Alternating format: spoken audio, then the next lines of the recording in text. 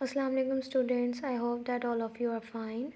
Today we will start our new chapter, that is nutrition. वो process जिससे food या तो हासिल किया जाता है या खुद से बनाया जाता है या फिर एब्जॉर्ब किया जाता है ताकि एक लिविंग ऑर्गेनिज्म ग्रो कर सके और एनर्जी हासिल कर सके, वो कहलाता है न्यूट्रिशन। न्यूट्रिएंट्स वो एलिमेंट्स या कंपाउंड हैं जो कि एक ऑर्गेनिज़म या तो खुद से बनाता है या किसी दूसरे ऑर्गेनिज़म से हासिल करता है, जिससे उसे एनर्जी मिले और वो ग्रो कर सके। जो ऑर्गेनिज़म अपना फूड खुद प्रिपेयर करते हैं उन्हें हम बोलते हैं ऑटोट्रॉफिक ऑर्गेनिज़म्स और ऑटोट्रोफ्स, जो कि हैं प्लांट्स। इसके अलावा कुछ बैक्टीरिया भी हैं जो अपना फूड खुद प्रिपेयर कर सकते हैं। हेटरोट्रॉफिक ऑर्गेनिज़म्स वो ऑर्गेनिज़म हैं जो अपना फूड खुद से तैयार नहीं कर सकते और डिपेंड करते हैं एनर्जी के लिए दूसरे लिविंग ऑर्गेनिज़म्स पर। ऐसे न्यूट्रिएंट जो लिविंग ऑर्गेनिज़म को ज़्यादा क्वांटिटी में चाहिए होते हैं वो मैक्रोन्यूट्रिएंट्स कहलाते हैं, जैसे कि carbon, hydrogen, oxygen, nitrogen, magnesium, potassium etcetera. जबकि वो न्यूट्रिएंट जो कि बहुत थोड़ी अमाउंट में या बहुत थोड़ी क्वांटिटी में चाहिए होते हैं उन्हें हम बोलते हैं माइक्रोन्यूट्रिएंट्स, जैसे कि आयरन, क्लोराइन और जिंक।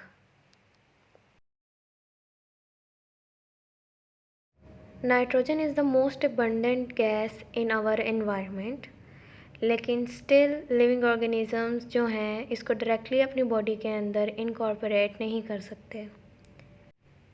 प्लांट्स की रूट्स में कुछ बैक्टीरिया होते हैं जिनको बोलते हैं नाइट्रोजन फिक्सिंग बैक्टीरिया, और उनका काम होता है एटमॉस्फेरिक नाइट्रोजन को नाइट्रेट्स में कन्वर्ट करना।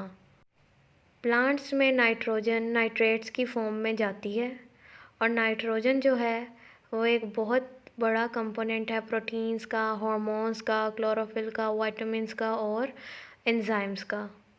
नाइट्रोजन स्टेम और लीफ ग्रोथ के लिए बहुत ज़रूरी है, लेकिन अगर नाइट्रोजन बहुत ज़्यादा हो जाए तो इससे फ्लावरिंग और फ्रूटिंग डिले हो जाती है। नाइट्रोजन की अगर कमी हो जाए तो लीव्स येलो हो जाते हैं और जो ग्रोथ है वो कम हो जाती है प्लांट्स की। मैग्नीशियम क्लोरोफिल का एक बहुत इम्पोर्टेंट स्ट्रक्चरल कंपोनेंट है और प्लांट्स के लिए ये बहुत ज़रूरी है, क्योंकि ये प्लांट्स के एंजाइम का इम्पोर्टेंट कंपोनेंट है जो कि इन टर्न कार्बोहाइड्रेट, शुगर और फैट्स बनाने में अपना रोल प्ले कर रहे होते हैं।